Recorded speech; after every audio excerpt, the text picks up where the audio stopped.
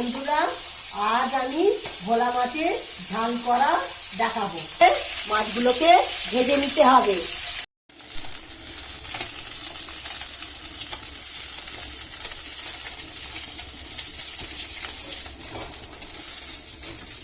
এই মাছ তুলছি। আমার মাছ ভাজা হয়ে গেছে। প্রথমে কাঁচা লঙ্কা,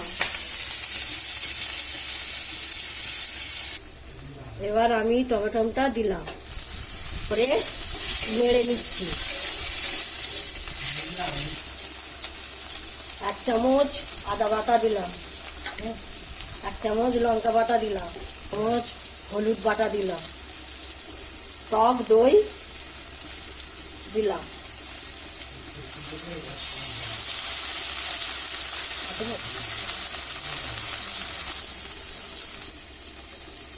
পরিমাণের মতন জল দিলাম।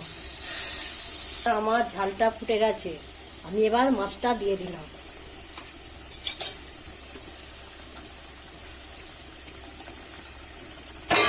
উপর থেকে আমি ধনে পাতাটা ছড়িয়ে দিলাম।